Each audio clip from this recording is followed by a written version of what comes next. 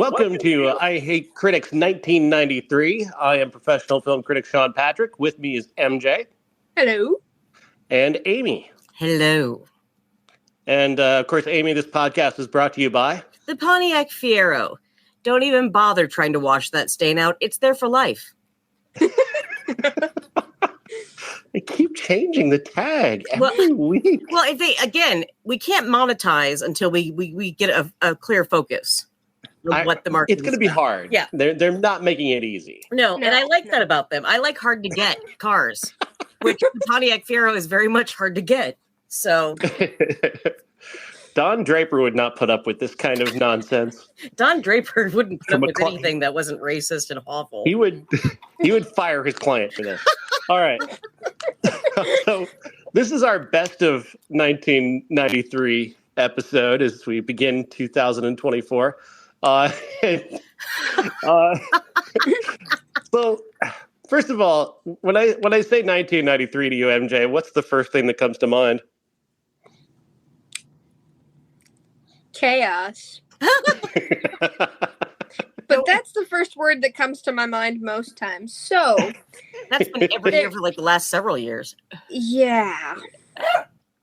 If there's one movie, I think that I think if we're just going to go ahead and say what the best movie of 1993 is, can we all agree it's Dave? Yes. Yes. Dave with Kevin Kline and Sigourney Weaver. We really enjoyed that one. It is such a wonderful, wholesome comedy. It is consistently funny and incredibly well made. And it belongs at the top of any list in 1993. Yes, most definitely. Amy, thoughts? My dog, sorry, hang on. I just want him to be quiet. That's all. That's all I want. We're not even there, and he's ruining the mood. It's just like your typical Sunday, isn't it? So the thing about Dave is that out of all the films that we watched this year, it was the most cohesive and enjoyable film we saw. It was clearly defined from the outset. We had excellent performances, and you just enjoy. You rooted for Kevin, but it's hard not to root for Kevin Kline. But I mean, you just loved his character in this film, 100%. Yeah, it's a wonderful movie. I'm happy to have been able to introduce that to you, MJ, and to give you a chance to see something good from 1993. Yes, it was very enjoyable and the best part of 1993. Because this was so bad for the most part, wasn't it? Oh, it was a little painful at times. The weird thing is, I'm gonna run down, because we've watched most of the highest grossing films of 1993, and I've got those up in front of me. I was the only one who liked Jurassic Park. I thought for sure that Jurassic Park would be the one that we would still be talking about at the end of 1993, and you both just don't care for it. MJ, you want to take that one first? Well, if the dinosaurs had been cats.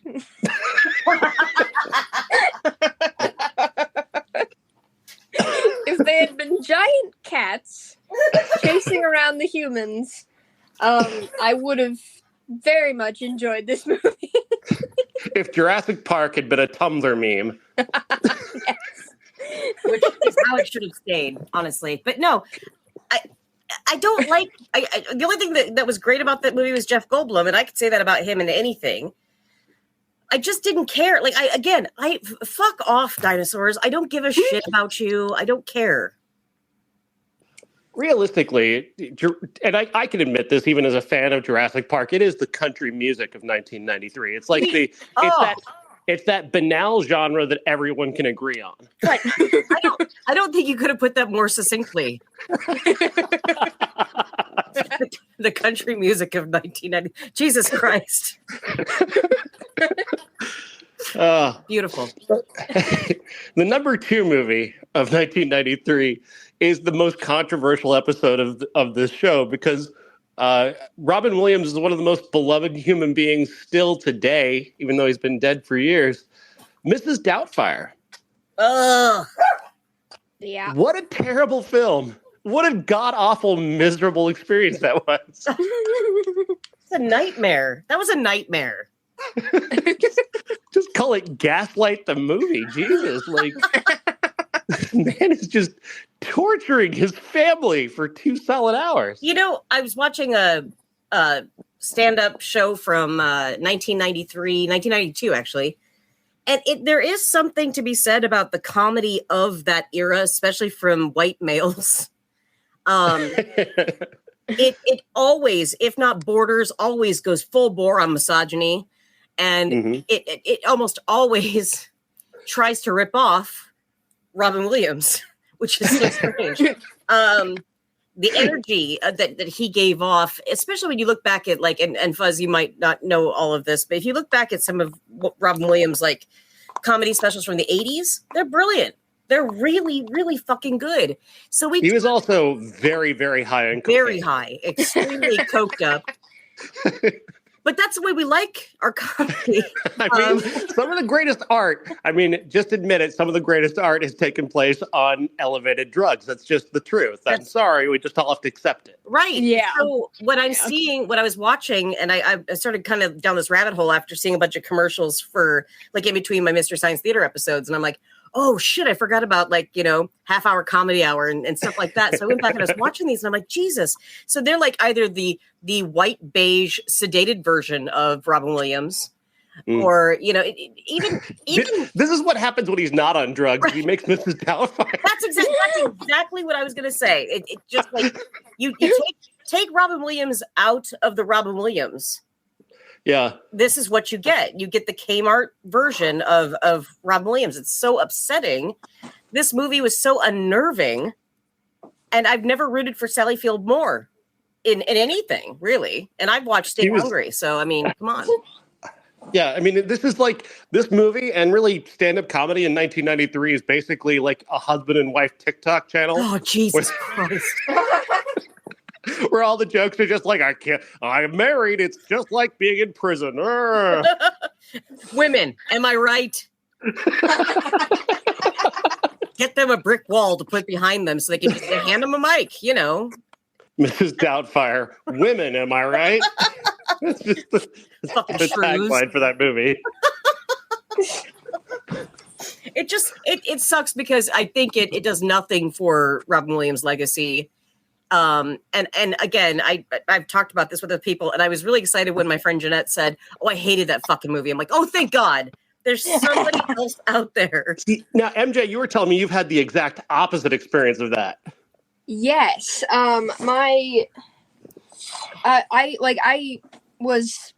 got home that night and I was talking to my mom and my brother, and they both loved it. They were very upset that I did not like it. Buzz, you took one for the team. Good for you. Good for you. I've seen the same experience, though. In posting the show online, you'll see just people going, how can you possibly hate Mrs. Doubtfire? And it's like, let me take 10,000 words and tell you. Because I did write a lengthy screed about this movie. And I read it, and I made an outline. So, we can definitely go over the points if someone needs to. Where do you start? My God, it's just a treasure trove of awful. But it's so bad. It's so bad. It's just so bad. I hate it so much. And it's not, I don't think it's the worst movie of 1993, because I think we've seen the worst of 1993. And there are things that are actually far worse than this. Oh, God. What? Okay, all of a sudden my mind just went blank, and I'm like, is that what this year did to me? Like, from all these movies, they were so terrible. I will argue to the day I die that Hexed is worse than this. I think yeah. You are correct. You are correct. That was early days too. I don't think. Oh yeah.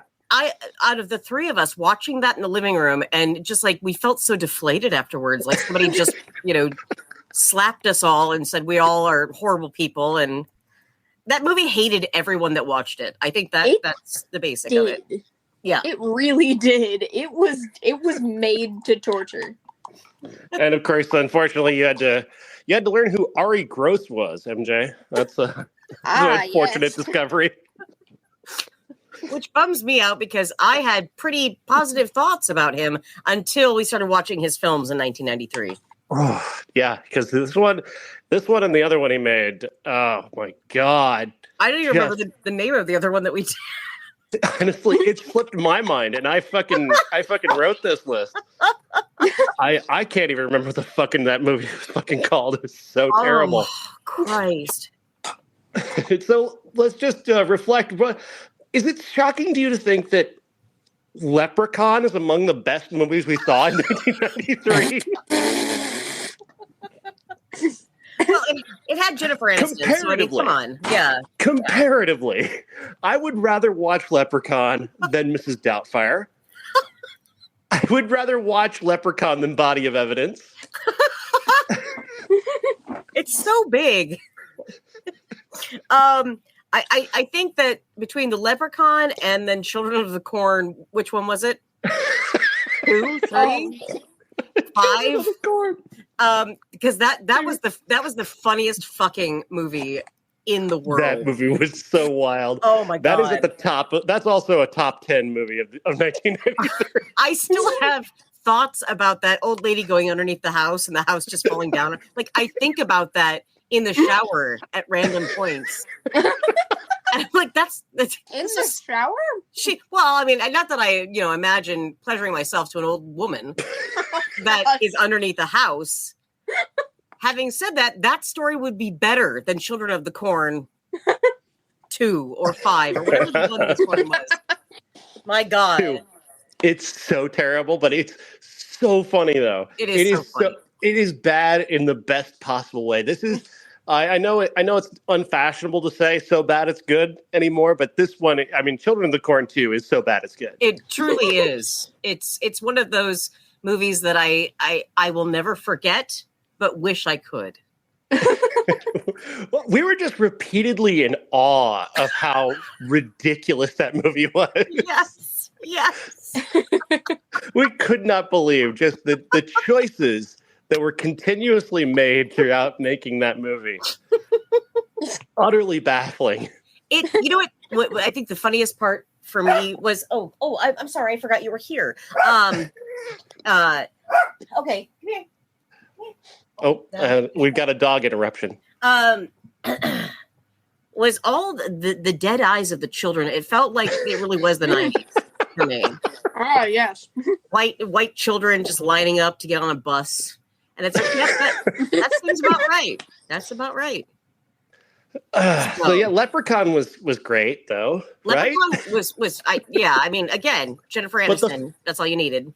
The movie we watched immediately after that was Body of Evidence, and this introduced something to us, the concept of moisture. and our patron saint, Jürgen Prochnow. Yes. The biggest star of 1993. The biggest star of 1993. The most important actor of 93. Yeah, see, even Chewie agrees. Don't Google that. He's our mascot. You don't have to worry about it. It's fine.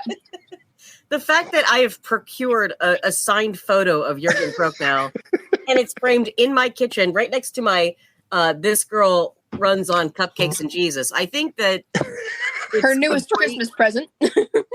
Thank you, Jen. Yeah, I mean, we got, but moisture. I mean, because of Body of Evidence, we were able to comparatively go over each film and go, okay, how much moisture do we have? And it's like it was on the bingo card every single fucking time. That movie is oily. It's not even moist. It's oily. It's like when water settles on top of oil. It's that upsetting mixture that you just want to shake up, but you can't get anything from. Oh. I need a shower just talking about that movie. Honestly, yeah. And then Fuzzy had to see way too much of Madonna, which I don't think he deserved. And you saw way too much of Willem Dafoe. Well, too much of a lot of people in there. It was like, did we need this? Did we need this? I will say in the 90s, we definitely needed as much Madonna as we could get because she was awesome. But this was a big misstep on her part, a huge misstep. But you watch it and you're just kind of shocked at how terrible it is. On top of being like gross, it's also just bad. It's I mean, almost the concept of a woman being able to fuck a man to death and they could try it in court. the role should have gone to Sharon Stone. Come on.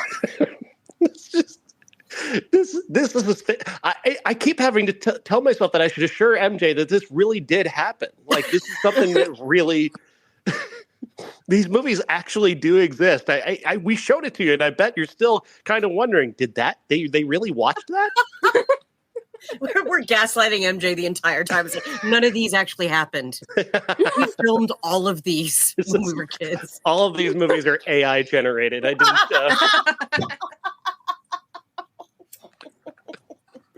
We just dumped Madonna, Willem Dafoe, and Moisture into an AI generator, and and that I want that. And it for was you. a curse to the entire internet. Poor Fuzzy's going to work like, yeah, guys, I had to do it again this weekend. Holding your head in your hands, just like I don't know how much more I can do. I don't know what I can handle anymore. So we touched upon Hext and Children of the Corn, the final sacrifice. Oh.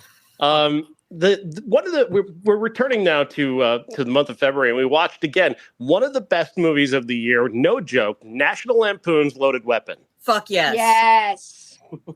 This movie was so funny. Why do people sleep on this movie? I don't think it's I didn't know. No, just no. They can't. It's so funny. Just the little touches, there's a little joke in every scene, and they're bangers. They're all funny.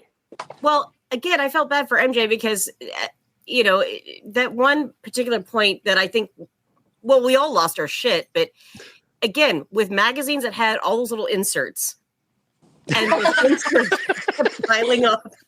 That was such a brilliant moment for 1990. That was fantastic.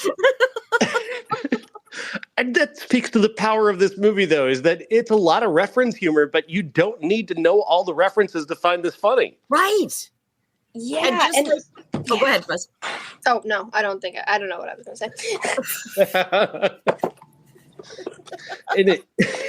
Well, I was gonna say, just like every other parody film that we watched this year, it's the we stuff watched 4 of them. We did, but it's the stuff that happens in the background.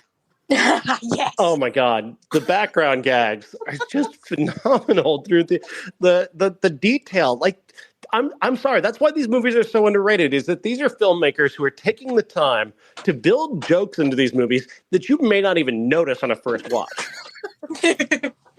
That level of detail is amazing to me.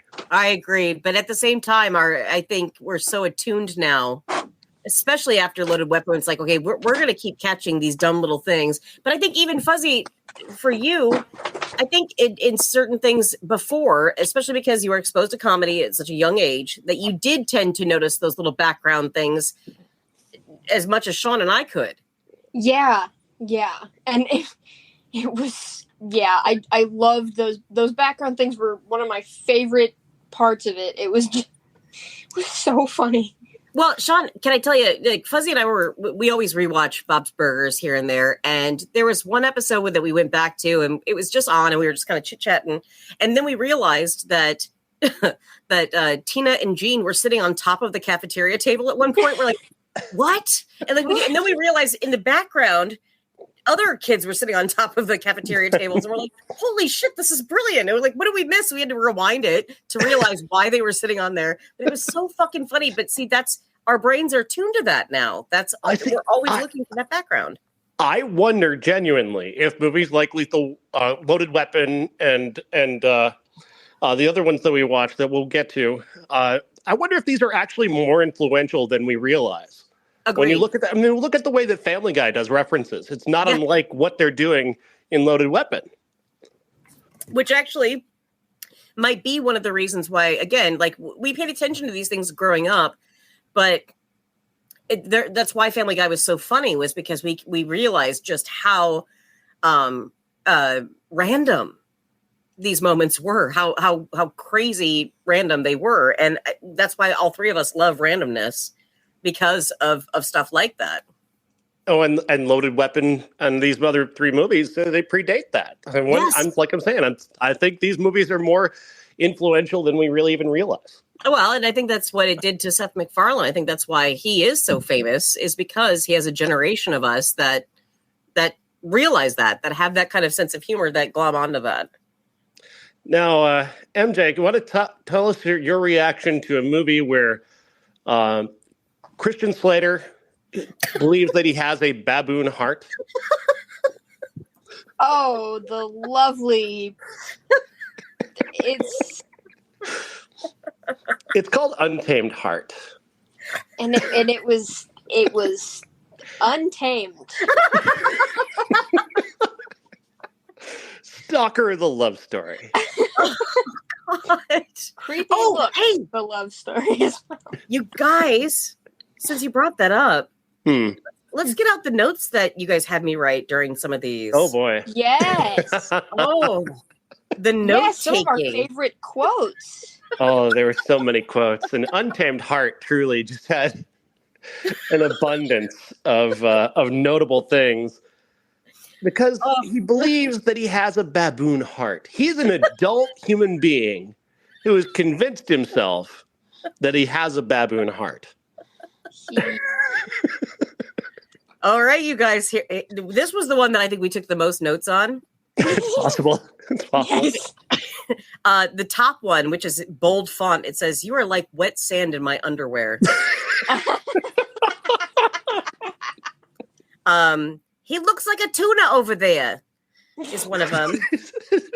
My favorite, I think this was our collectively our favorite. It says, "If it weren't for my sugar jars, I wouldn't know how much money I had." Yes. Or Fuzzy, this was yours. "What's your dog's name?" "I don't know. He never told me."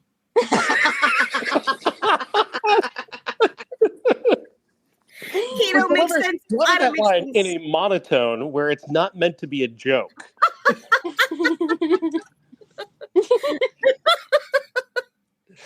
Oh, there was it was the Magic Records and a Baboon Heart, Shooting Stars and Bad ADR were another note, and then I got squirrels in my stomach. What the fuck was this movie? I don't know, but it's like I'm looking at just the titles of some of these notes I took, and I cannot wait to get to some of these, because holy fuck, I don't remember any of these. we had a brief run of good movies. Army of Darkness was good. I think we all liked Army of Darkness. Yes, absolutely. Oh, yes. You weren't there for this one, MJ, but we did The Crying Game. Jeff joined us for that one, and that's an incredible film.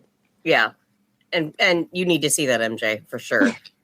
Highly recommend seeing that, because it's such good. Yeah, such a good movie. But the ones that really stand out are just the terrible ones, like Swing Kids. Oh, Swing Kids. Hey kids, let's dance the Nazis away. Just swing music.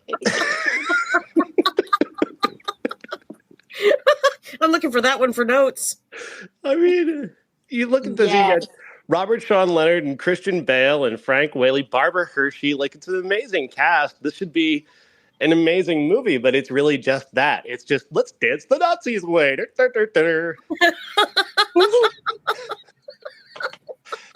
It was, and MJ, it was so boring.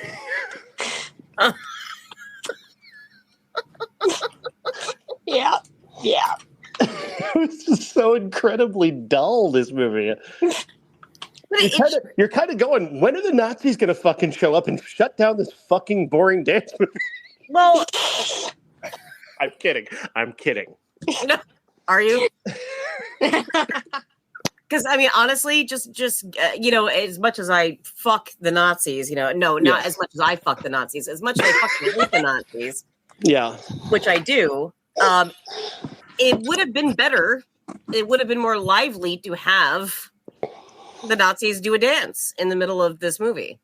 Well, Noah Wyle shows up in this movie, right? And he is playing a member of the Hitler Youth, and they're telling his backstory, but they're only telling us his backstory. Yeah, we're not getting shown.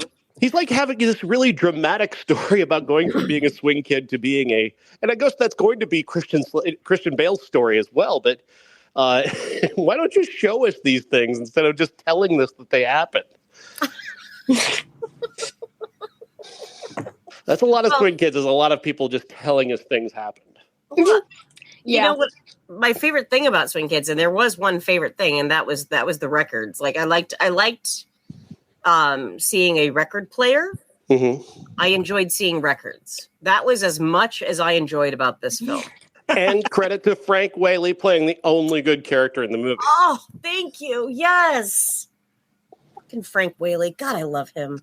You've got this wishy-washy Robert Sean Leonard character who's just incredibly milquetoast. He's just supremely boring. Meanwhile, Frank Whaley is getting in the face of fucking Nazis and telling them to go fuck themselves and 100%. breaking off his friendship with Christian Bale by punching him in the face, like because he's going to be a Hitler Youth and, Frank Whaley's Jewish. Like, that's the character we should be following. He's the most interesting character in the movie. 100%. Absolutely. I just remember I looked over at Fuzzy and I think I saw your eyes kind of glass over. Like, when does this end? And I'm hungry and I'm tired. Yeah, it just kind of happens with that film. Very natural. Very natural. How about your memories of Fire in the Sky, Amy? Tim McGraw. Tim McGraw? Because what's his name? Patrick. Whatever. What was his name? No, Robert Patrick. Robert Patrick. Yeah. Yeah, he looked like Tim McGraw. And DB Sweeney looked like Paul Rudd from Diggers. That's what I remember the most about that movie. And had you not said it, I had to think, but then I just remembered Tim McGraw the minute that you said it. So he was kind of hot. A supremely dim-witted movie, though. Like that wants to pretend the idea that aliens are real. Maybe they're not. But aliens are real. But maybe they're not. Aliens are real. But they might not be as well. Yeah. And their vision of aliens is basically what the hand cavern from Labyrinth.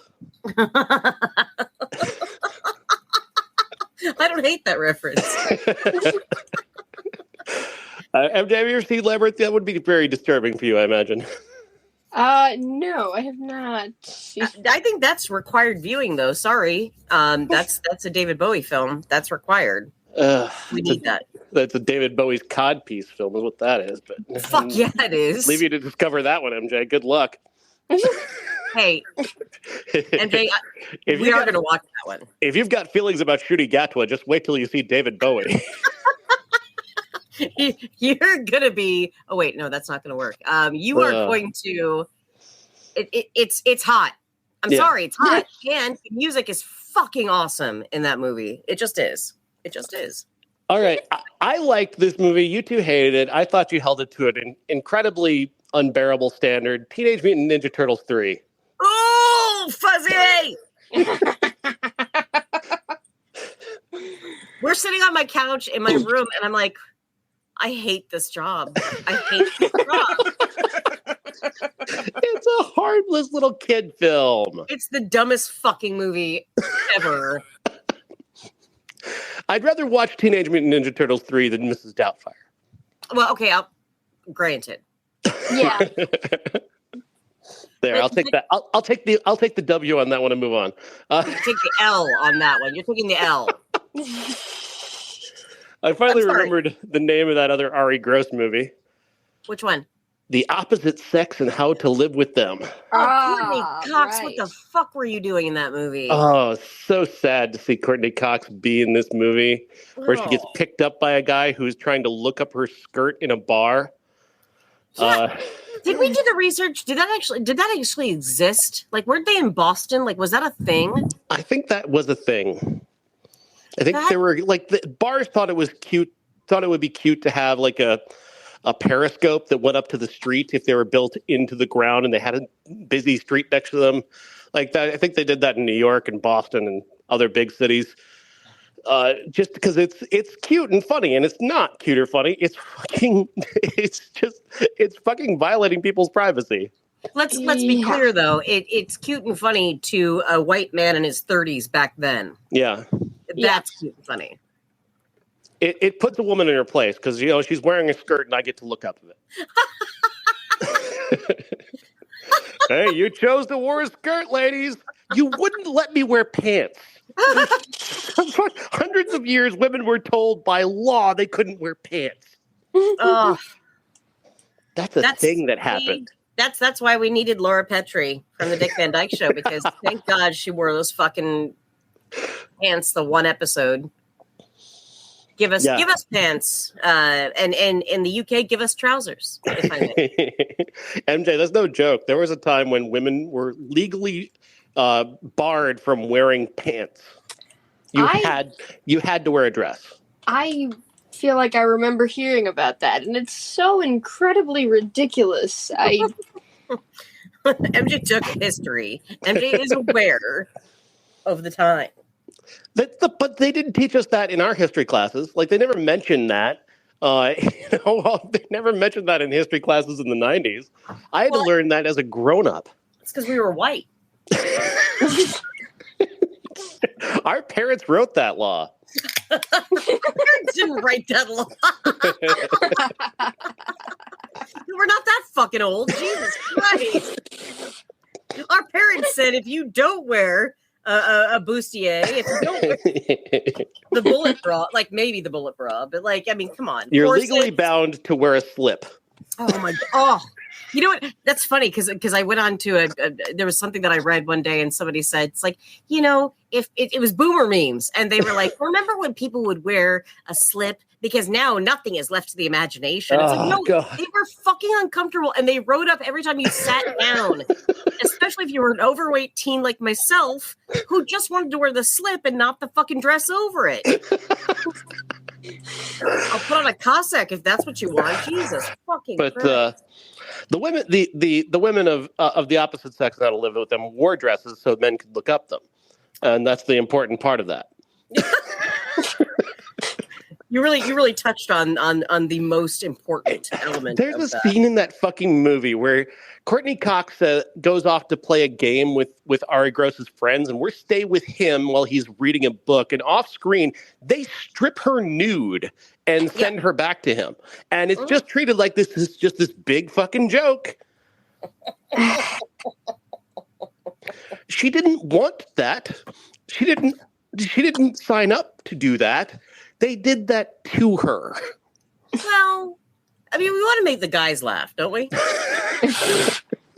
Isn't that what's wrong with that? It's still good fun. remember when women were funny? Why can't women take a joke anymore? Like when I rip their clothes off in public. Oh wow. Such a great joke. That's when men were men. Now white men are afraid to leave their house because women. They're going to be arrested by the woke police. You don't understand. As a proud member of the woke police, I'm thrilled. You will be arrested. You will be arrested. And I'm taking your guns. Oh, see, they said they'd come for our guns. We're just out here trying to have a penis, and they're just trying to take our guns. Come on. Continuing an awful trend of men being terrible, how about The Crush? Oh, no. Fuzzy, do you remember this one? That was Teacher, right? No, Cary Elwes was a reporter. He moved into an apartment, and Alicia Silverstone was the daughter of the people who owned the home. Oh, that's what it was. And white girl goes psycho. She's evil because she's sexy. She's a sexy teenager, so she's evil. And tricks this man who's just so vulnerable and normal into lusting after her. Oh yeah, I remember that one. Because that's a thing that totally happens in real life. Oh yeah. I went back and listened to that one, and just the uncomfortableness in all of our voices as we were talking about that film. Because the backstory is so creepy. I mean, it's written and directed by a guy named Alan Shapiro, who claims that this was based on a true story. And it's like, you are telling us exactly who you are, Alan. Like, this did not happen to you. This is his Sure Jan moment. Sure Jan. Sure, Alan. This happened to you. You tried to fuck a teenager and it didn't work out for you. That's what happened, Alan. Well, the fact that they made the movie using the supposed real girl's name. Oh yeah. And then had to change it in the film with ADR, right? Yes, they did. Yeah. They did do that because she was going to sue them. Oh yeah. Yeah. That's valid. That's valid. Totally is. I'd sue your ass too, Alan Shapiro, you dumb fuck. That's another, like, when you look back on the weird trends of 1993, is just this creep-tastic level of misogyny. Oh, I can't wait till we get to 94 because I'm already looking through the list, and oh my god, it gets better. And I mean, it keeps going because we did Indecent Proposal next. Oh god, Robert Redford, Demi Moore, Woody Harrelson. What a dour, awful piece of shit. And just blatantly misogynist, like just an ugly exploration of male ego, and just, I mean, Robert Redford is supposed to be this dignified star, that he comes off like a total ass. He's a sleaze. He's a sleazy child who has to. I can buy your wife, right? I can buy her, right? Dude code, bro code. And I know there are people who are going, well, that's what the character is supposed to be. No, it's not. That's not how they're playing it. That's not how Adrian Lyne's playing it. He's playing it like this is a suave, romantic hero that he's invented for the world to take in and want to be like. That's how he's playing it. But what it really is, he's a creepy psychopath who wants to spend his money to buy another man's wife. I mean, for $1 million, I'd do it. But no one will marry me first to get that done. $100 a can of salmon, you might get you.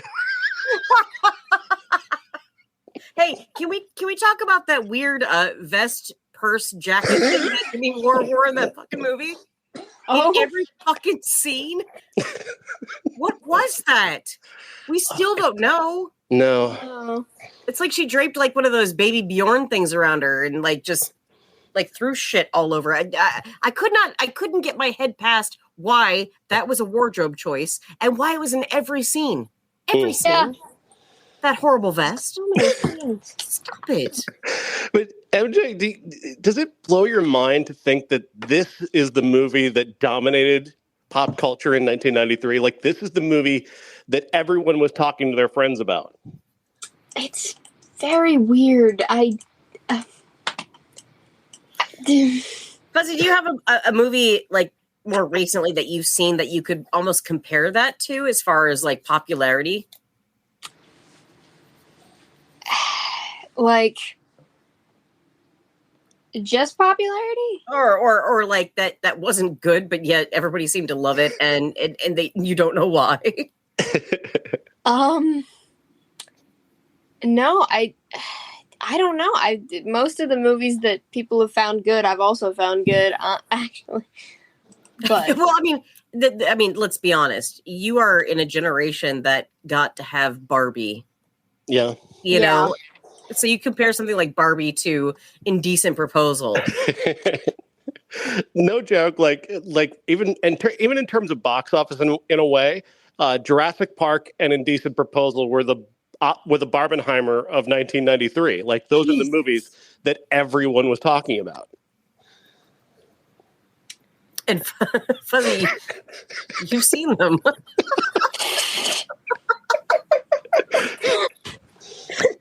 I'd apologize, but I'm tired of apologizing to you this year. Because there's so many apologies left, like Boiling Point. Oh, fuck that movie so hard. Oh, Boiling Point. Burn it with fire. God damn it. What do we got here is a movie where That it's a only movie Sean about remembers. Dennis Hopper being a criminal and coming back to his life, and then, oh yeah, we need a movie star to make this. Why don't we just take what we already have and graft Wesley Snipes into it very, very awkwardly and call it Boiling Point? Sounds like a great concept right there. You know, my memory of this movie is us the following week going, what did we watch last week? Because the movie was so fucking forgettable. Literally, I remember the first 5 minutes of it when they're running into the house, and then it all goes blank. That's Fuzzy, that's your fight or flight just going into action right there. Terrible. What a terrible movie. So bad. It's like that's like a fever dream. It's like, did that really happen? Yeah, I think it did, but I don't remember it. The thing is, like, it you can almost see the seams of it, like the way, just the awkward way in which they've like put Wesley Snipes into the same places where Dennis Hopper was, but you know that they've never spoken. They've never met. They've never been in the same place at the same time. And they're somehow in the same movie. Like there's no even like sectioning the film to make it a TV series because it's so like, what am I watching?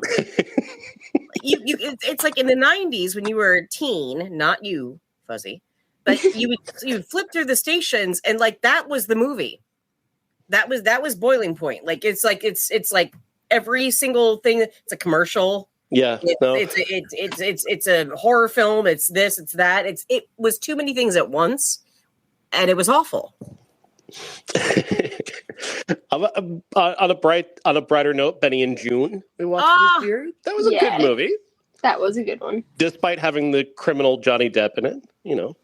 Oh God, would you just fuck Johnny Depp? He was fine in this movie. Yeah. And I love this movie only because, especially now, we're coming to terms with the fact that so many people, more than we ever thought, have some sort of issue, whether it be ADHD, whether it be autism. Like, people are finding things out about themselves now that back then they were going to have Mary Stuart Masterson's character just sectioned.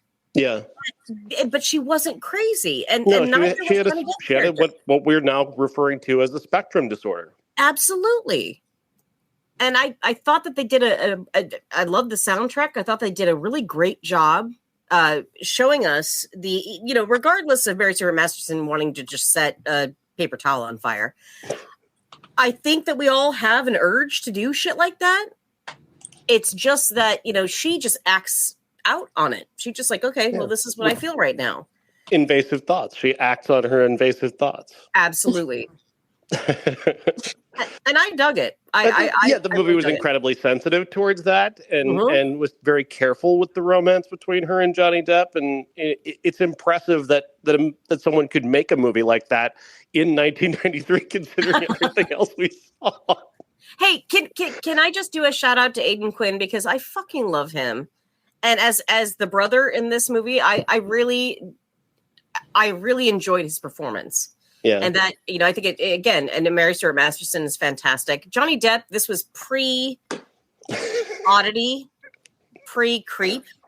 So what happened with Johnny Depp? I did not know anything, I guess. Oh, Fuzzy, just go back and watch the Amber Heard Johnny Depp stuff. And I mean, honestly, I don't give a fuck about Amber Heard either, but the whole thing was just a nightmare, and it was just stupid, and they're both stupid, and they both just need to fuck off. So I want to shout out Lindsay Ellis. She's got a new documentary on Nebula that is about John Lennon and especially about Yoko Ono, but it also refers to the Johnny Depp case, and she makes a strong point about the things that you have to believe about Amber Heard to believe Johnny Depp's story are so outlandish that you're kind of going, gee, maybe we're wrong here.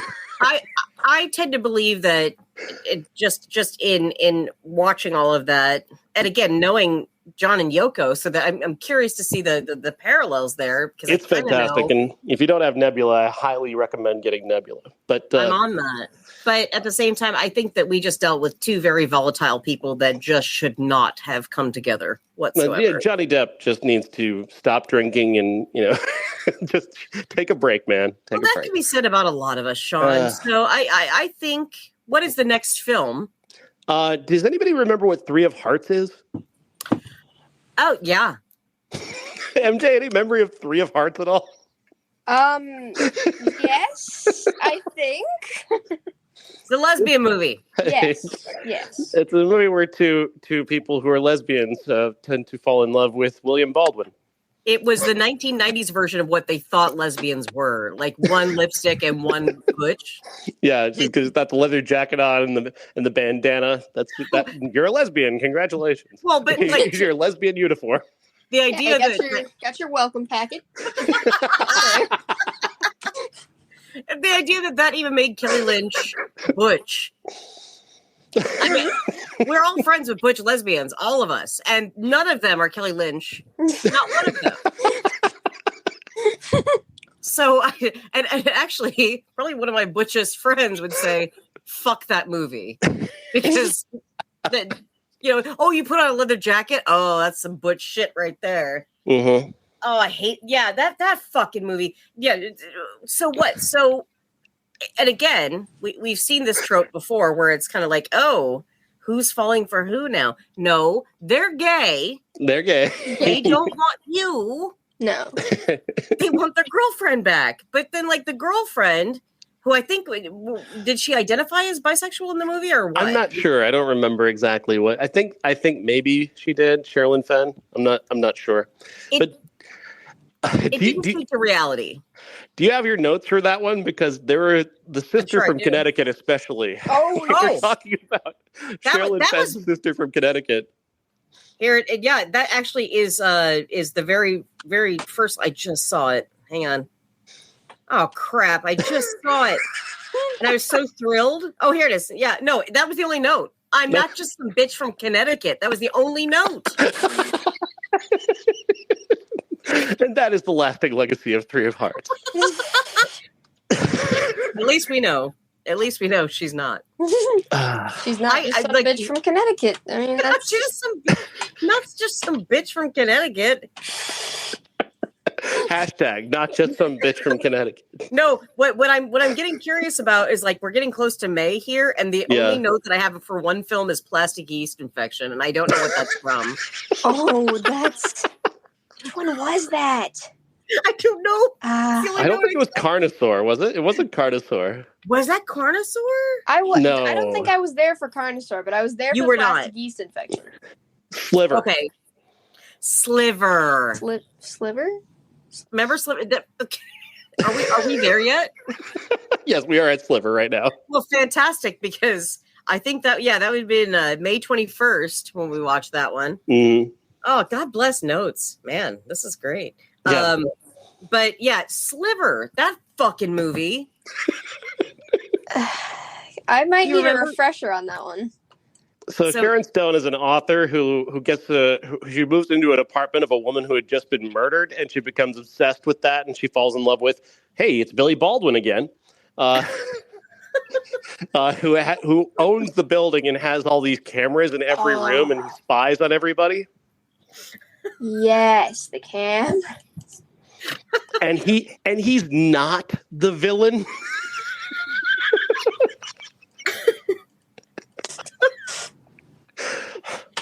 Let's pretend that he was, because he was. Technically, Tom Berenger killed that woman. Okay, but regardless, Tom Berenger again. Hey, top 5 moisturized men. Oh, he's so sweaty. Tom Berenger. So sweaty. So sweaty in that movie.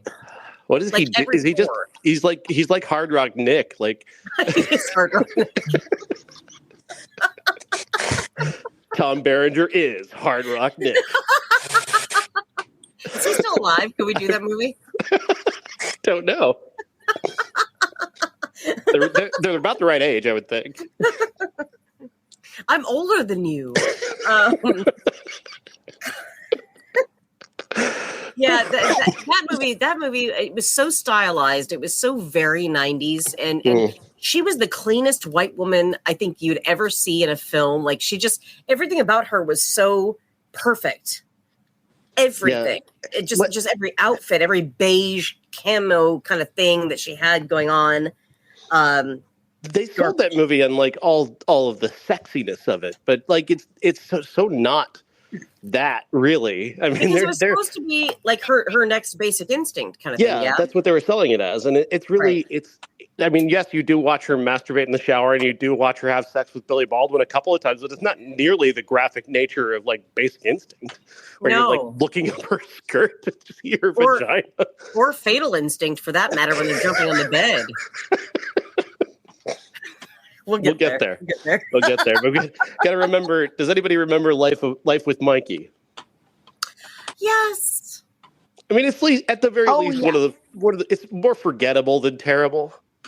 It's Michael J. Fox though, and I think that was the whole thing. It was just, I could watch him in anything, especially back then, and he could sell a film to me, just like after punching me in the face. I'd be like, "Yep, I'll do that."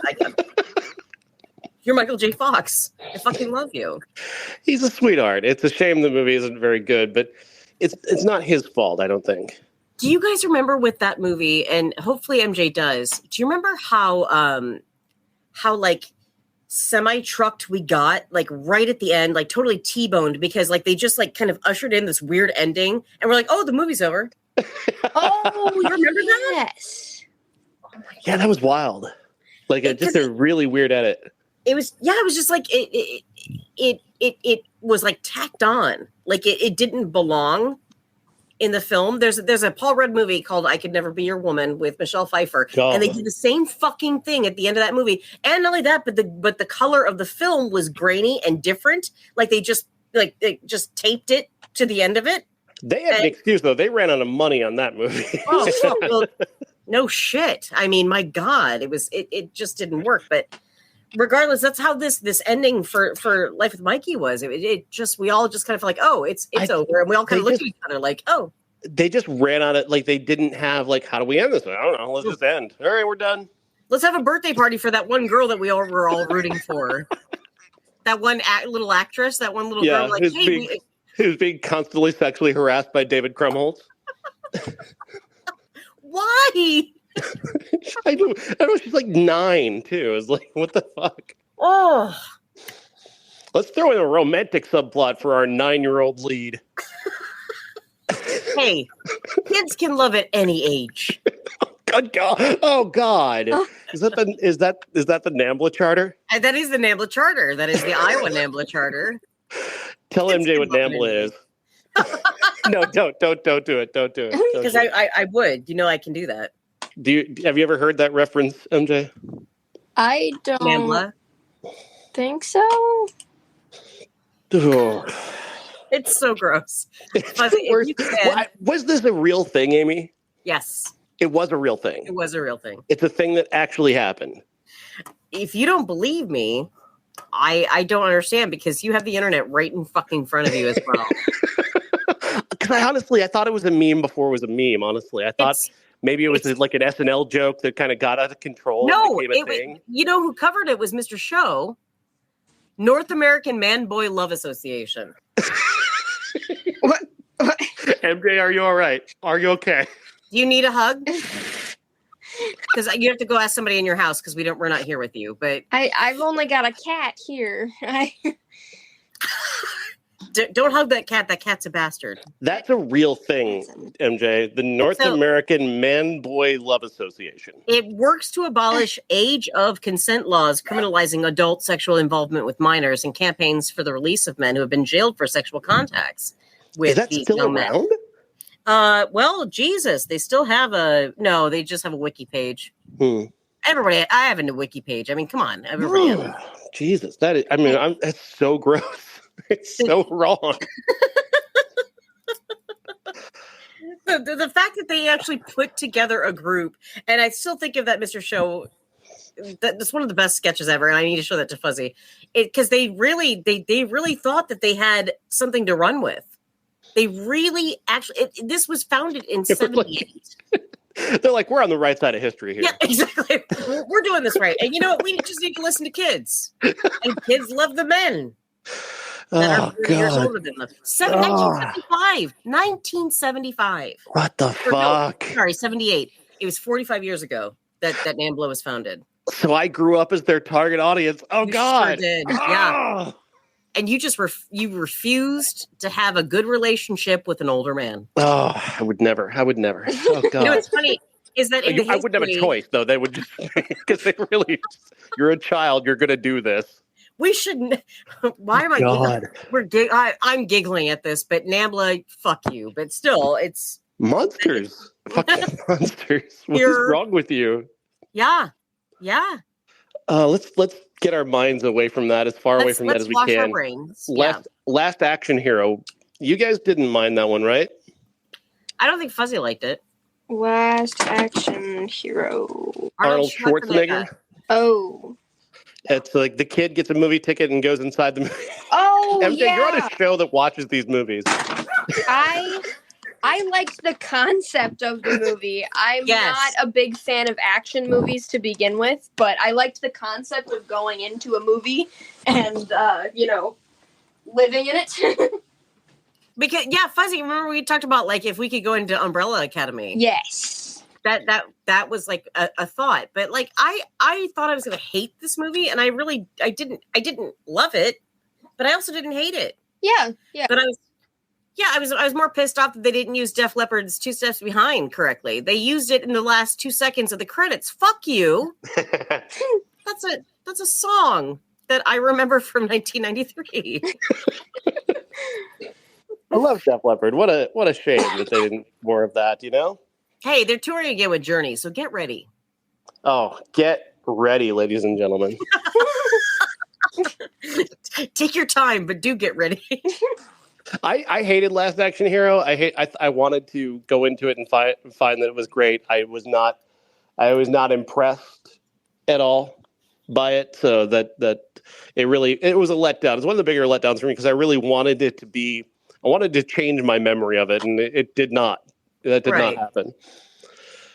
It's not one that would stick with you, and it hasn't stuck with any of us, I don't think. But I mean, most people don't remember it. Yeah, MJ watched it 3 months ago and can't remember it. I mean,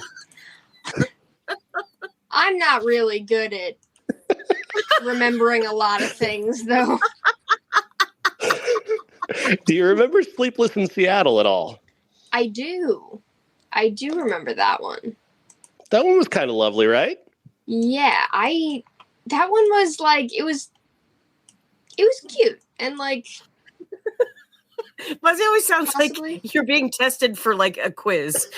I never. Yeah, it's interesting. It's everything is interesting. I'm tired. Do you like the pairing of Tom Hanks and Meg Ryan? They're rarely together in the movie, but I don't.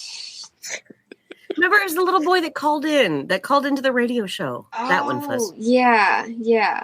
I can't remember. I can't picture the faces right now, but I know the plot, and it was a very interesting little story.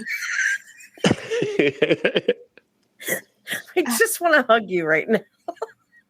Like, what have we done to you? It's really just a sensory overload. After that, we watched The Firm, and that's fine. That's fine. That's fine. It was fine. It was good. Hey, my neighbor mowed his lawn today. That was The Firm. It's a dad movie. What are you gonna do? It's a dad movie. Did we watch Son-in-Law?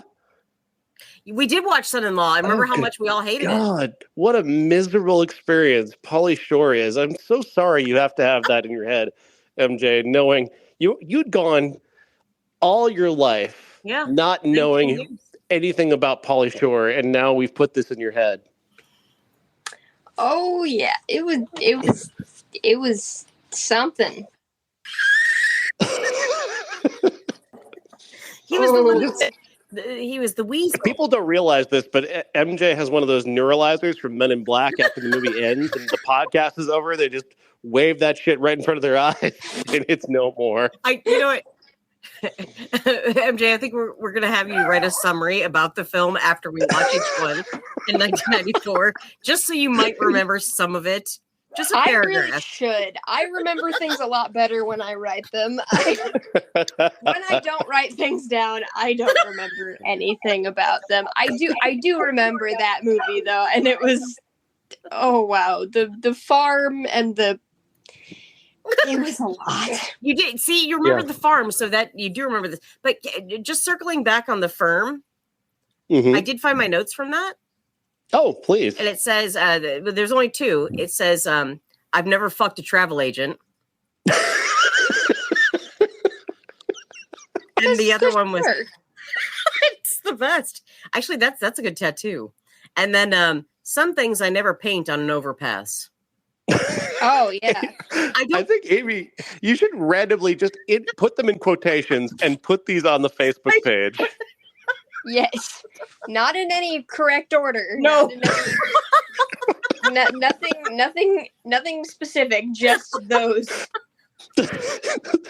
It just pops up on our Facebook page. I never fucked a travel agent. You know, if I could insert them in conversations with people I work with, I think I'm going to do that from now on, too. Oh. All right. How about Rookie of the Year? Okay, I have notes for that. It just came up. Here are the top 4 notes from Rookie of the Year. Funky butt lovin'. Oh. The line, the have to. And then the weird pitcher's mound dubbing of Gary. Oh. There's also one that says the penis scene. Why? I don't remember that one either. I don't remember that. It doesn't ring a bell. I don't remember exactly what the context of that is. Was it something? It had to be something Daniel Stern did because we fucking hated him in that fucking movie. He was such a jackass. Do you remember when he locked himself in the cage in the the equipment cage? Yeah. Oh, miserable. We could have watched any other film, but we chose that one because of the fucking Cubs, because of you. Did I also choose Coneheads? Did I do that? Yeah. But if we're honest with the listener, we watched part of it and then we fucked off.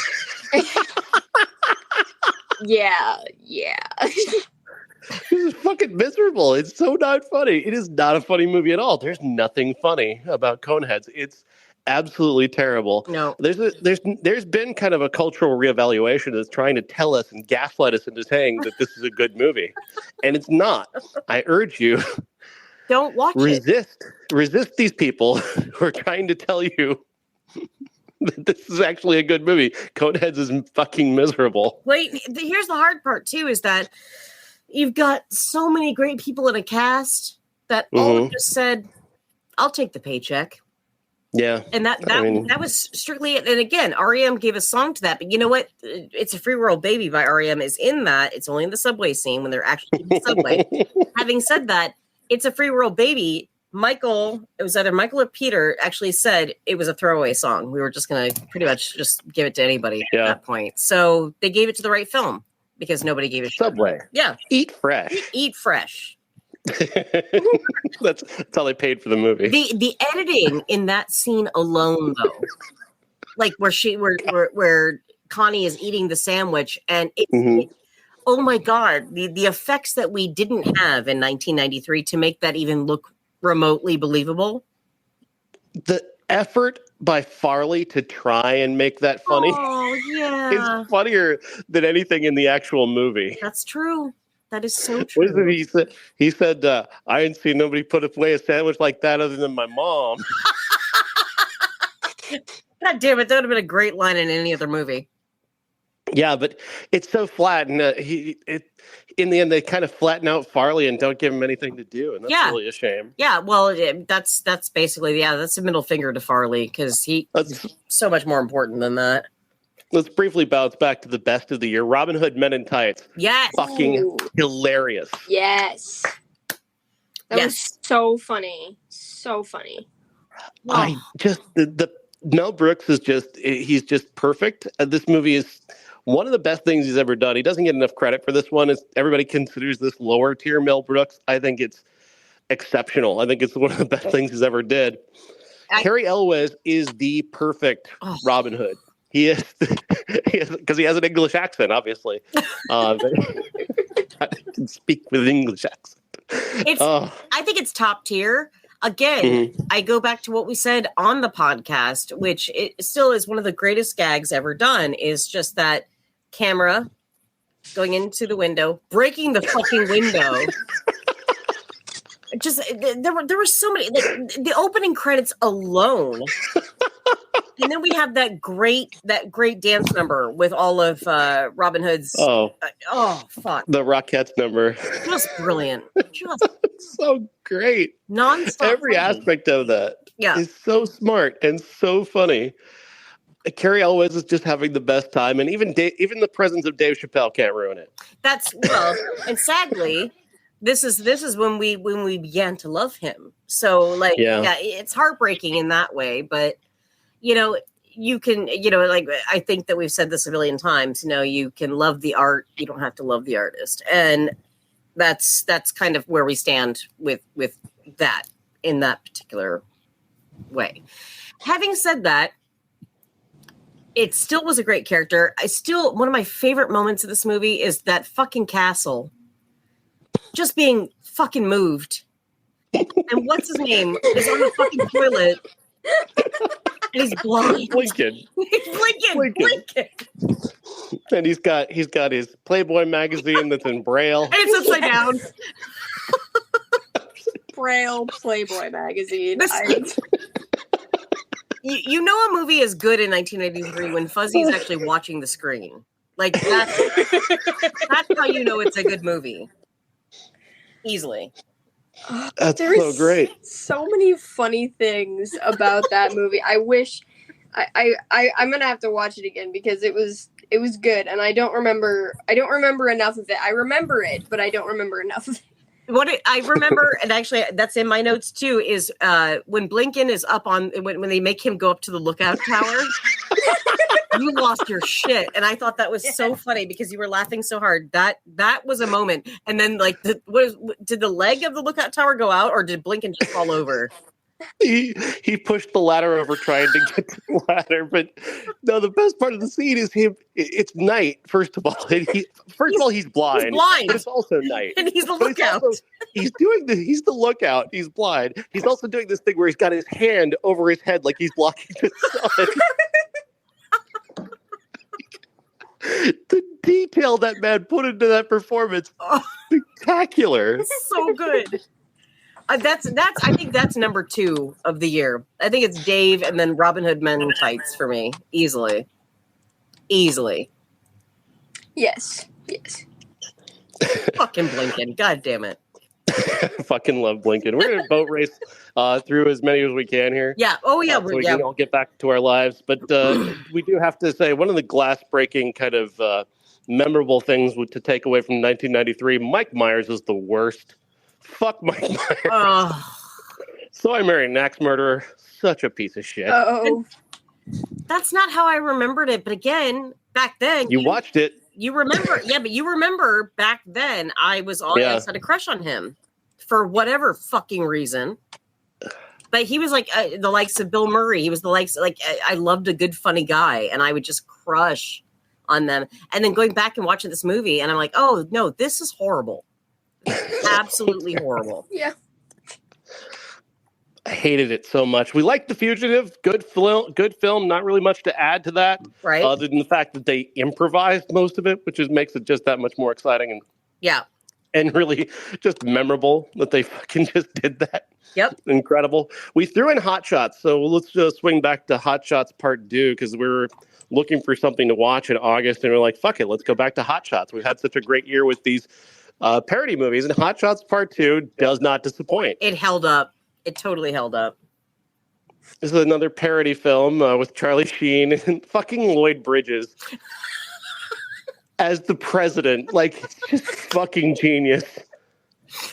There's something about Lloyd Bridges that can. Well, again, we have Airplane. Oh my God, MJ, you have to see Airplane. Ooh, Okay. The next time you come, if you loved these, I'm going to show you Airplane and Airplane 2 because they are just classics, and you're gonna lose your shit over them. You're gonna love them so much. And Lloyd Bridges was in those, and again, just a solid parody film was this one. And yes, Lloyd Bridges as the president. So just every bit about how much of his body has been replaced by titanium. And running gag is so great. Oh God, I want to go back and watch all the good movies we watched this year. Can we do that? And just erase. That's certainly better than trying to remember what happened in Surf Ninjas. Yeah. Okay. To again, full disclosure, we tried to watch this movie, and then we said, you know what? I think that we all could just not. And so we had to put it down and stop because it was so fucking bad. It was so bad. Fucking miserable. It was so racist, and it has Rob Schneider, which makes it extra racist. Oh, agreed. Yeah, no, fuck that movie. Also, fuck Calendar Girls. Calendar Girl, that fucking Marilyn Monroe stalker movie starring Jason Priestley. Do you want the notes from that one? Please. Ooh, yes. Let's see. It says, okay, so he didn't have a mother, I didn't have a father, and dude didn't have a leg. Next. Again, Amy put these quotes on the Facebook page just at random. You can't rub Ben Gay on a heartache. Her derriere that should be on a post-it note somewhere. Her derriere looked like two puppies fighting under a silk sheet. What the fuck? No. What the fuck? Let's see if either one of you guys remember this reference. Canoe. Oh, no. God. They just went on trying to, like, that is the fetch of that movie. It is the fetch of that movie. It's getting a boner with someone else's name on it is another line. And then my favorite is 10 pounds of shit in a 5-pound bag. Yeah. It was all just like coded date rape references, like just men talking about how women owe them sex. Like if we show up at Marilyn Monroe's house, she's got to fuck us, right? That's the way that works. I mean, she's hot, so she's attractive. She's well known. She's got to fuck us. That's the way this works. I don't understand. How does a society not understand that? I mean, we are three white men, white straight men. We're entitled to fuck Marilyn Monroe. And somebody made that a movie. with just no fucking story whatsoever. No. None. It was so Jason Priestley. Sorry, did I cut you off, MJ? No, I don't think so. Okay. I thought it might. MJ's over there going, thank God. On Calendar. We had a good experience with True Romance. Not a great experience, but a good experience with True Romance. That didn't go off as terribly as so many other movies did. Let's see. Gary Oldman, but that's it. Oh my God, Amy's still thirsty for Gary Oldman. Oh, I don't think it's ever gonna end. I don't know. Whether it's Sirius Black or this character in True Romance, like MJ, you weren't there for the Christmas episode that we did for was it Pelican Brief that we did? Yeah, where I actually talked about he was the most repugnant character of all time. But having said that, I'd still line up. I'm still there. I'm there. Age of Innocence would be my favorite movie of the year. I love The Age of Innocence so much. That movie is just fucking wonderful, and I'll watch that again and again. I think it's just an incredible film, and it's shocking it actually came out in 1993 because everything else is so terrible. I feel bad because I forgot we watched that one. Yeah. Wow. MJ, did you like that one? Winona Ryder. Yeah, and Yes. directed by Martin Scorsese. I feel like I did. We did agree, like it was beautifully shot, Mm-hmm. and the story. Yeah, I after we talked about it that day, MJ, you did like it.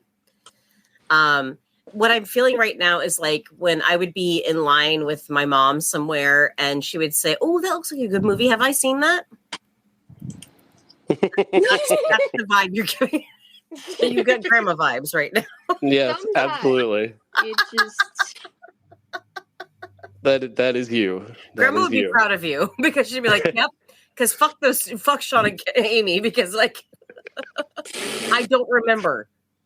But Great movie, but Dazed and Confused also quite good. We liked that one. I remember that one. Let's see here. Trying to find some of the other movies that we watched that are worth actually mentioning, like Demolition Man. We spent a lot of time talking about Demolition Man with Sylvester Stallone. We spent a lot of time on the 3 seashells. Oh my God, the 3 seashells. We all figured out what you use them for. You claim seashells. you claim to understand this.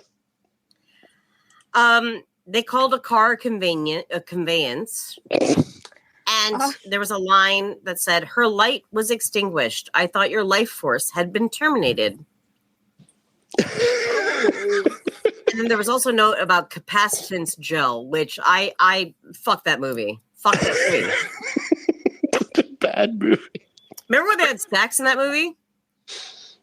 And Sylvester Stallone was pissed because he couldn't put his dick in Sandra Bullock. That was it. Yeah. That movie was horrible. God awful. What a miserable thing to sit there. Having said that, I do have to say this. I maybe we said it actually on that podcast, but Wesley Snipes plays a very good menace. Yeah, I mean he's all over the place, but yeah, and he goes away for a long period of time too in that movie. Right.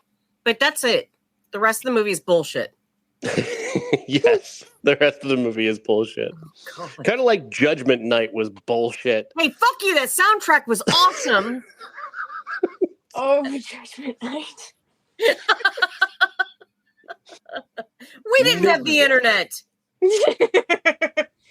You can't keep using that excuse. Yes, but I will.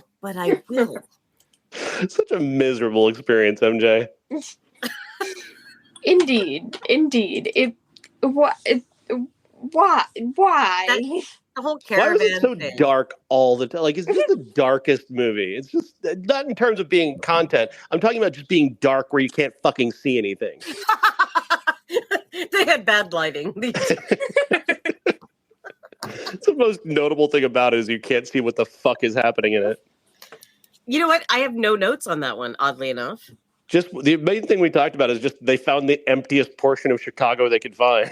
Was that the one that had the weird building with all the different stores? Yes. Yes. That was the best part of the movie. The everything store. We're so going to many the everything stores. store. There was wind chimes. There was bicycles. There was the wind chimes were in the same place as the bicycles. There's a fucking fruit stand. They went through a grocery store that was also in this weird building. The tampons were next to the handguns in this store. So many mannequins, like just mannequins all over. Like a maze of mannequins. The best thing was MJ during this. Like we kept. It's like, is this another level? Wait a second. there are mirrors next to it. It was like there were like the produce next to like the couches. Like no one knew what level we were on. But the best bit was, and I think that's where all three of us laughed the most, was like there was a wind chime section. That was the best. A whole thing of wind chimes. Because Emilio Estevez gets thrown into the wind chimes. Like, that's why they did it. Well, the hard part is he's trying to hide in the wind chime section and from being shot by Dennis Leary. He keeps bumping into the wind chimes. Oh, shit. It's so good. Like, if we can make a movie just about a store that exists like that. A store from somebody's dream. I would put my entire life savings into that film, which would be about 50 cents. And we can do that film. We can make that happen. There are buildings that are empty in Clinton, Iowa, that we can make that in. We can set things up. That needs to be done. We need to do that. We need to do that. Skateboards right next to towels. Like, we can do that. Random ski poles. I want a bra, but I also need carrots. Over by the plungers. That's right by fine jewelry. So, I mean, you don't even know what the fuck you're going to find. God. Are we almost at the end of the year? Jesus Christ. I just want to mention Fatal Instinct. Oh, yes. This is the most underrated movie in history. Agreed. It was fantastic. Yes. That opening sax bit with Clarence Clemens following Sean Young around, playing the sexy saxophone wherever she went. Iconic. What was that like us just being cynical and going, oh man, this movie would be so much better if he just followed her. And then it happened, and we're like, are we that jaded? Like that's what we expected, but it worked. It just kept getting better and better. Like Christopher McDonald's character gets killed, and they draw his chalk outline on the wall around. He looks so surprised. Armand Assante cannot for the life of him figure out that his wife is sleeping with that guy. He's there all the time. He walks in on them. She's literally laying on the table, and he's like, all right, well, I gotta go. He's a cop and a lawyer.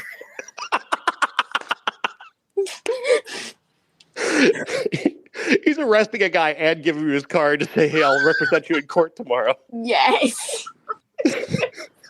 He opens that closet, and it's all the same suit. Fucking Carl Reiner is a genius, and people fucking need to go back and watch this movie. Okay, again, we have a background scene with Carl actually getting frisked, which nobody even noticed. And he's back there, and like they're turning him around, he's being frisked, and he's like, "What's going on?" He has no idea. Oh my god! Oh, the towels. Fucking towel rack. Everybody needs to go and watch it. You know, like if you love parody movies, like this was one that was majorly slept on because absolutely, the reviews were horrible. Everybody hated it, and it's completely fallen out of favor. Like it just is not remembered hardly at all. I want to shake Armand Assante's hand. I want to say this was your best role. Fuck Absolutely. Mambo Kings. This was your best incredible, but you know, the bits with Sherilyn Fenn were fantastic. Sean Young is incredible. Christopher McDonald, Kate Nelligan, of course, is the wife. The moment that they're in that it was like a garage, and all the cops are like slipping on blood everywhere, but the two detectives have not fallen over once, and his partner is eating nachos. Yes. And then they finally fall over at the end of the fucking scene. They finally slip. Brilliant. Oh, fucking brilliant. It's like Fuzzy and I wrote that movie. Like that would exactly be our movie right there. All right, let's wind this down by remembering the nap that was the remains of the day. That movie is still on in your room, isn't it, Amy? What? Did you fall asleep when I said the remains of the day? Yeah, I'm sorry. I kind of fall out. I just looked up and Emma Thompson's staring at me. I put that movie will not end in my room.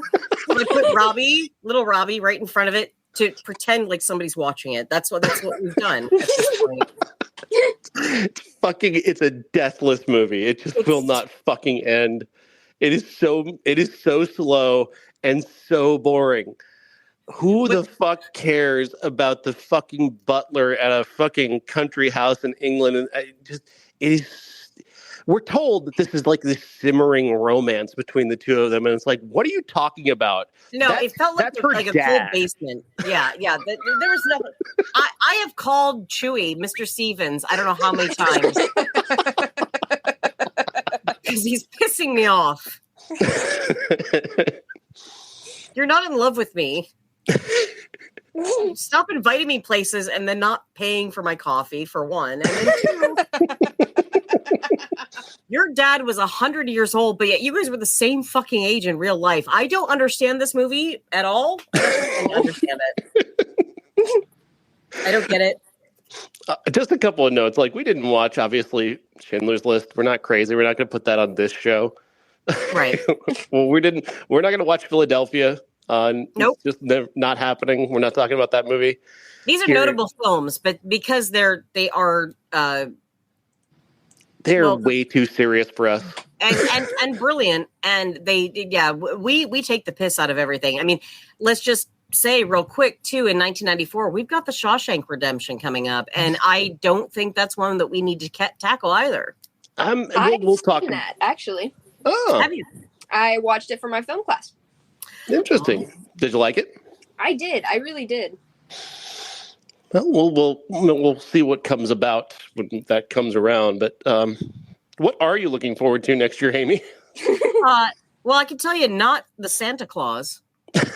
I'm sorry, what? The Santa Claus? That's a 94 movie? It's one of the first films out in 94. Stop. I'm not lying to you. Forrest Gump?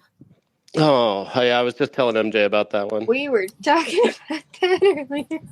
I do think it would be good for the podcast, but I'm not excited. MJ's seen Pulp Fiction, so we already know that's out there. Yes. Leon the Professional, which I would watch again.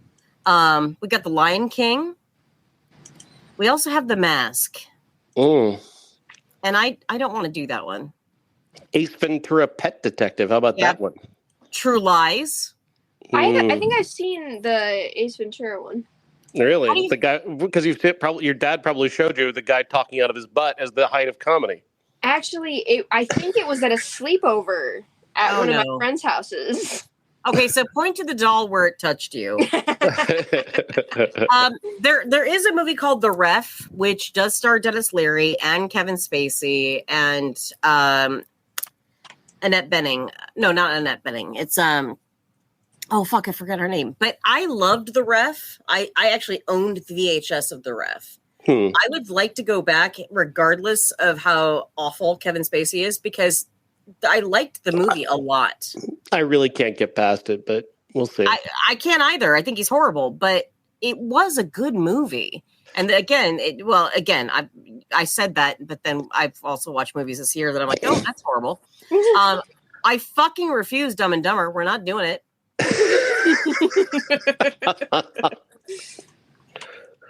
Four Weddings and a Funeral. Okay. Go ahead. And Speed. We have to watch Speed. I love Speed. I've already written about Speed. I don't need to see it again. But I don't care. It's for the podcast, you cock. And Interview with the Vampire and Natural Born Killers. We need to do those for sure.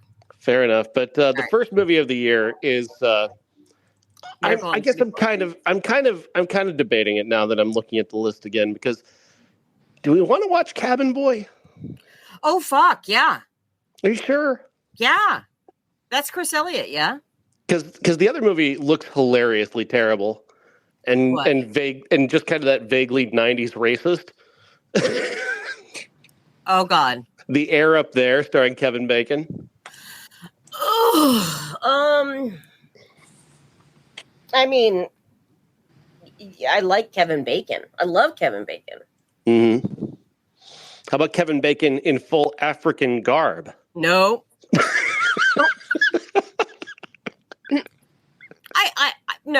I would rather watch The Mighty Ducks. No, I don't think, no. And you know what? If I know Kevin the way I know Kevin Bacon, and we're pretty tight, I think that he would look back on that and go, yeah, maybe not the best decision. Yeah, probably. We also have Disclosure coming up, too. Oh, God. Yeah, MJ, prepare yourself for that one. It's going to be horrible. But, Ooh. MJ, get ready, because Heavenly Creatures is out this year, and it's one of my favorite movies of all time. Okay. Kate Winslet. Excellent. Yeah. Oh, Sean, we have to do Exit to Eden. We have to. We fucking have to. God. Oh, my God. Yes, we have to. Oh, my God. It's one of the worst movies of all time. We have to do it. Just here's your preview. Rosie O'Donnell in dominatrix gear. Oh. It's gonna be so bad. I can't wait. You know how Boiling Point put Wesley Snipes, just kind of grafted Wesley Snipes on. So this movie, not to get too far into it because we'll talk about it in the show, but they grafted a comedy story involving Dan Aykroyd and Rosie O'Donnell onto a story that's about a dominatrix falling in love with one of her subs. Yeah. Can I just say, I read Exit to Eden back then, actually 2 years before this movie came out, and it wasn't a comedy.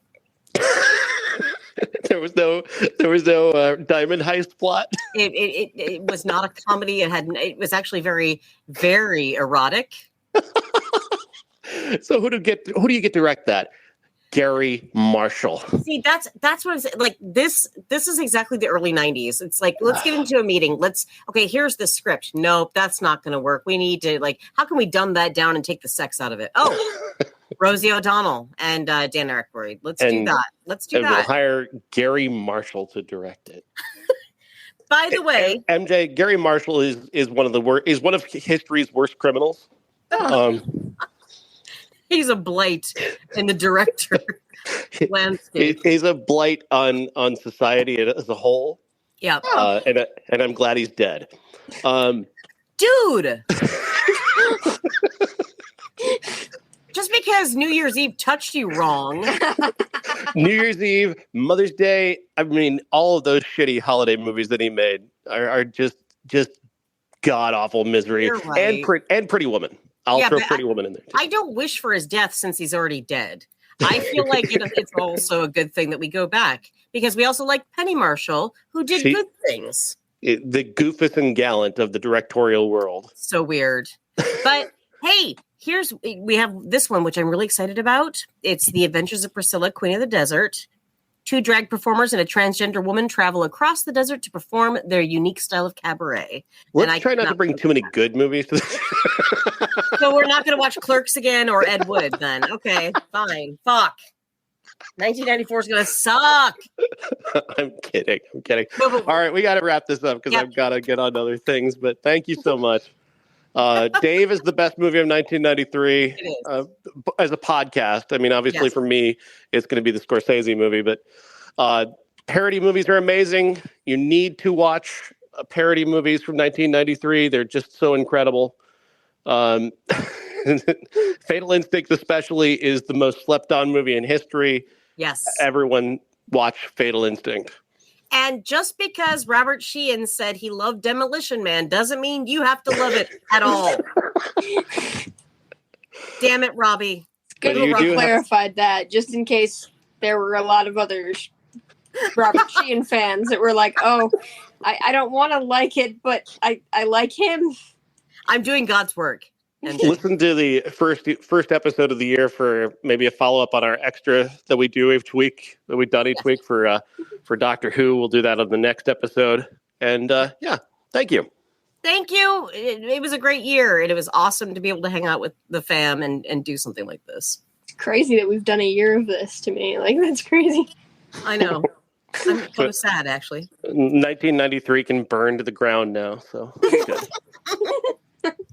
Fuck you, 1993. Perfect. All right. As long as my car gets here, I'll see you Sunday.